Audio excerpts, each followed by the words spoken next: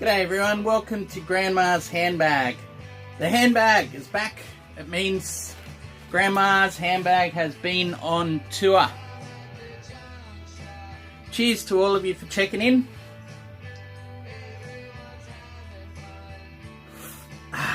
Good stuff. Midsummer here, we have had a run of several hot days. But what we got here is the classic Tooheys Draft. Alright, this is a New South Wales beer, a Sydney beer. And actually the can, I love that can. I actually get a chance with this to drink what my father might have drunk or drunk out of. That exact can. They brought it back for this summer. So it's a big macro lager. They probably want to call it an ale, but it's just a lager. And it comes from my hometown, New South Wales, Sydney more specifically. And I want to put that in context because Grandma's Handbag went to Melbourne. Melbourne, the music capital of Australia. The big, I don't know, the little sibling and the big competition for Sydney. You know, there's always a little Sydney and Melbourne war going on. I don't know the equivalents in America or the UK. I'm sure you could say New York v LA, or is it New York v Boston? Is it London versus Manchester? I don't know. Probably more Liverpool v Manchester. On to the haul. In Melbourne, just for a few days, visiting friends, and I was very lucky enough to have a VC meetup with Brad Techwebcast.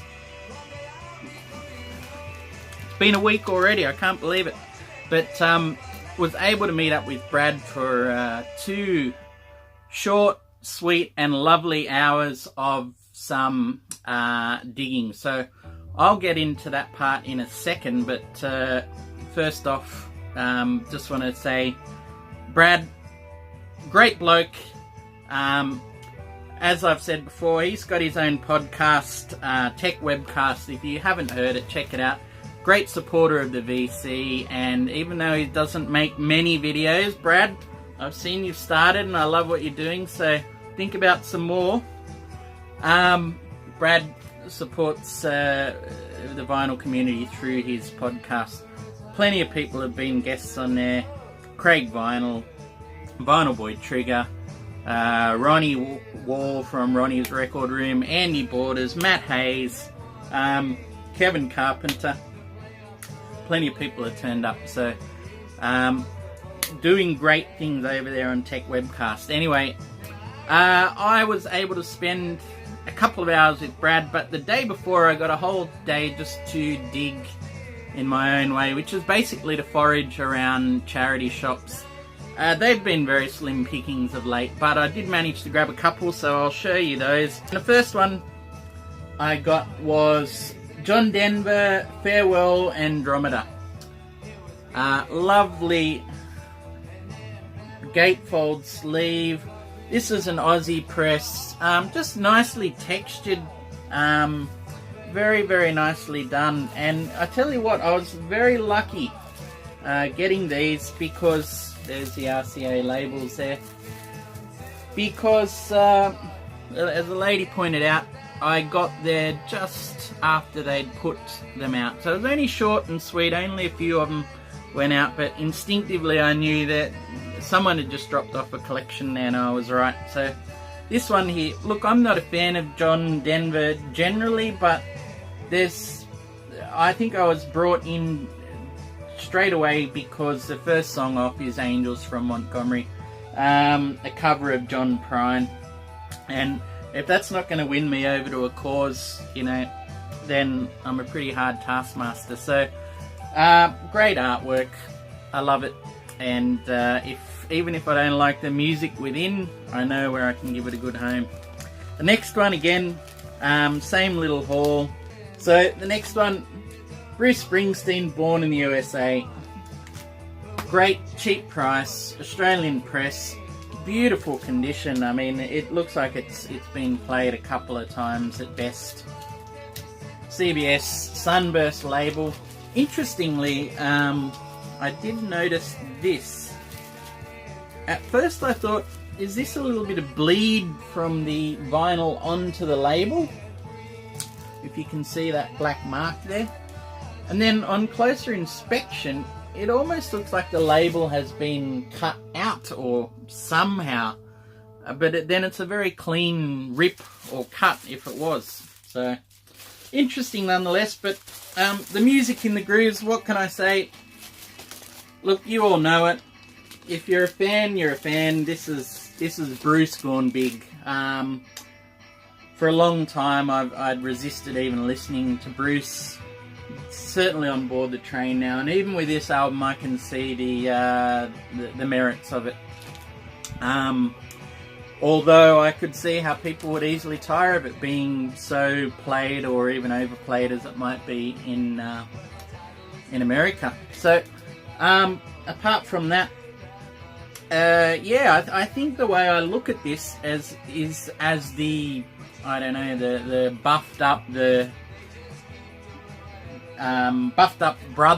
bigger brother to Nebraska. I think Nebraska, the songs on Nebraska probably wanted to be these songs, except they came through in a different, and I would argue a better format. But you can definitely tell Bruce on Nebraska is reaching out to the everyman, you know, and on here he actually gets the anthems behind the sentiment. So yeah. Happy indeed to have that one. And the next one also was $2. So Spanish Harlem by Ben E. King. Australian press. This is all in mono, and you can see a little early hype sticker there. Calendar hits. It's very interesting. I never realised hype stickers existed in the 60s. But anyway, looking on it, it's a lovely, thick, you know, close to a 180 gram vinyl press. It's not in top condition by any means, but if you can see all these little stamps here, I've been learning that these are actually royalty stamps. So up until around about 1968 or 69, I believe, in Australia, if a stamp wasn't placed on the record from the royalty house, then it meant that royalty hadn't been paid. It was effectively an illegal or a bootleg record. Anyhow, yeah, looking closely at this, it was an instant winner. I mean, obviously we know Ben E. King from Stand By Me fame, but also at the back here, licensed, trademark registered by Atlantic Recording Corporation. So if I get that out so you can see it a little better, yeah, Atlantic Recording, it's got to be a winner for early 60s. It's one of those sorts of labels, Atlantic, Stax, Motown. You know that even if you don't know the artists, that the backing band production and things are really going to be of a consistently good quality. The album, rather interesting for me. Definitely can hear the Spanish influence, some of those Latin rhythms and things. The voicing and phrasing, very interesting. I was expecting obviously a lot more slow soul burner, Stand By Me style, but obviously Spanish Harlem. We've got those sorts of upbeat Latin rhythms, and I was really reminded of an older Latin singer, I think possibly Mexican, Benny Moré. Anyway, interesting listening, and I think it's a keeper, definitely a keeper. Sometimes you just need that particular flavour or sound, you know. It could be on a hot summer's night like tonight here, for example. But anyway, Ben E. King. Alright, so the next ones were from a dig that I went on with Brad, and I think we managed to visit about 5 record stores within 2 hours. Now, the chance of that happening in Sydney is possible if you're in the CBD, but we were just in a suburb of Melbourne. It just shows you the breadth of vinyl record stores and music around Melbourne. It's just runs rings around Sydney. So we started off. Brad has long been a fan of Dutch vinyl in Collingwood, and we met up there, and basically I did my dash. I did all my money then and there. It wasn't a huge amount, but I'll get back to why in a second. Anyway, so the first one I found, how could this not come home with me? Look at that. I mean, has there ever been a sexier fiddle or violin player on a record cover? If there has been, please send me a link. I need to see it. And, you know, I just absolutely, like, how rock and roll is that? He's smoking a cigarette. You got the plumes of smoke and everything drifting around there. So contemplative in the fury of fiddling up a storm, a folk storm. Incredible stuff. This was $8.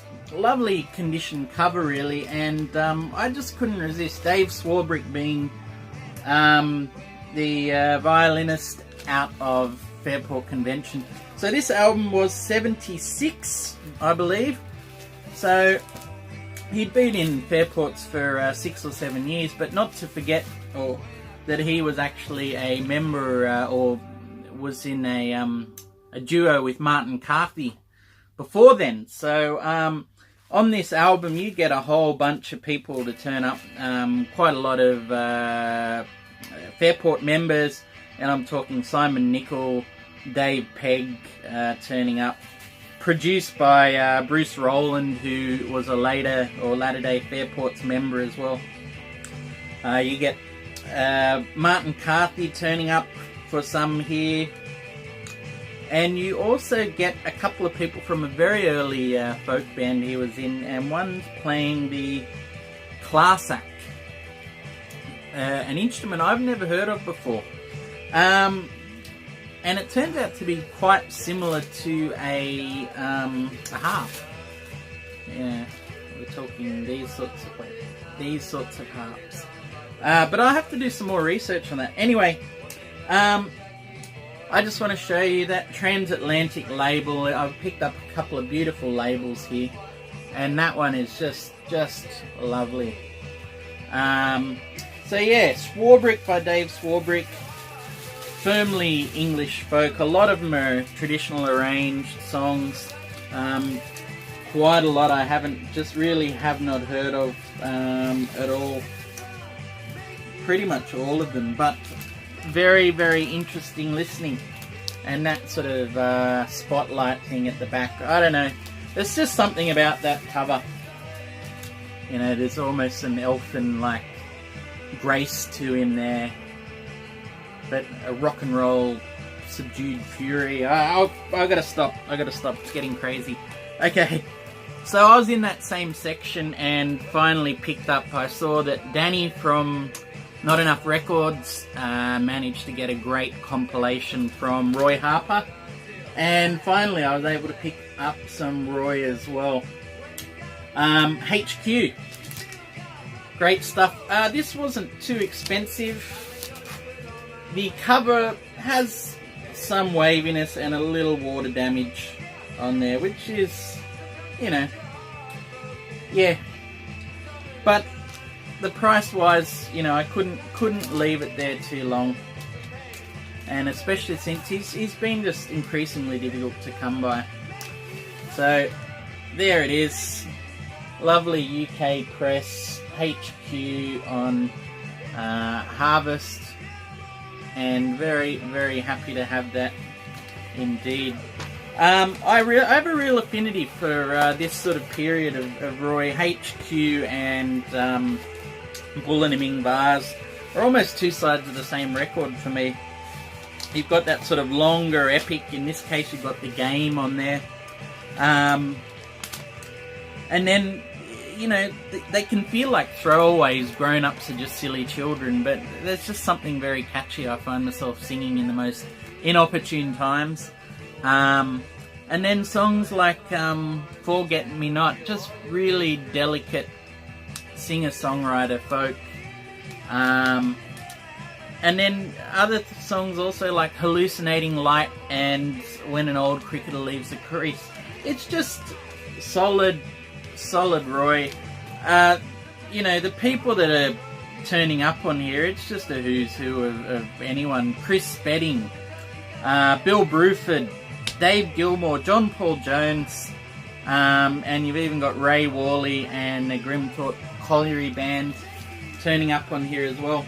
So he's, you know, really using his connections through the mid-70s to full effect. Great songs, great band, performances.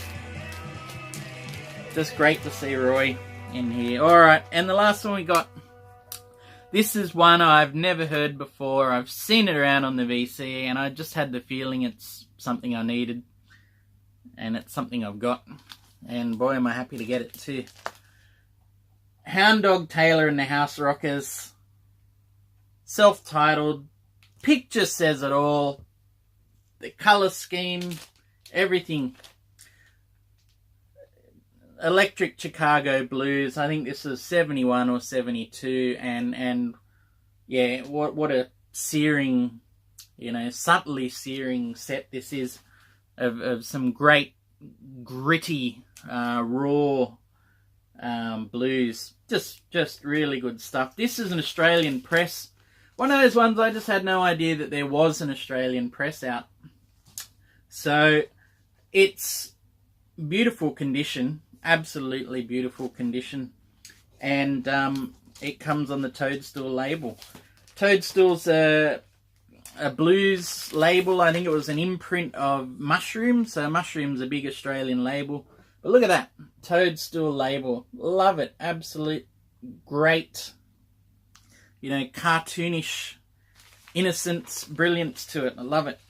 And this condition, everything about this record just said, grab it now or you'll regret it. And let me tell you, I'm just really glad that I was able to grab that right now. It's just something I don't see. Probably won't come across again. Certainly not in this sort of condition or an original press, Australian press of it. So just could not go wrong. And yeah, giving it a listen for the first time. You know, I don't want to say it felt like coming home, but it's exactly what I was hoping for, which is the grit, the grime, the licks. Yeah, just... And I think what I also loved about it is you could clearly tell there's no mess or fuss. This is just a nightclub set, you know. They've rocked off, put a daytime shift 3 hours in at a recording studio, laid it down the same way they would every night, have done every night for 10 or 15 years, and it's all there in the grooves. Fantastic stuff. Alright, yeah, so after that, I have got no more records to show you. We went to another 4 stores, but they, for me, got increasingly worse, basically, because they got closer to a main road, so the prices went up, and I'd done my dash by that point. Mind you, Brad picked up some great things as well, so he obviously knows his area of the woods, and I was very lucky to tag along with him in this case and meet him. Did try to get him to drink a beer, didn't try hard enough. Actually, no, Brad just doesn't enjoy a beer as much as me. So anyway, Brad, cheers to you, cheers to all viewers. This has probably gone way longer than I really hoped, but the Handbag on tour. Thank you very much. Take care.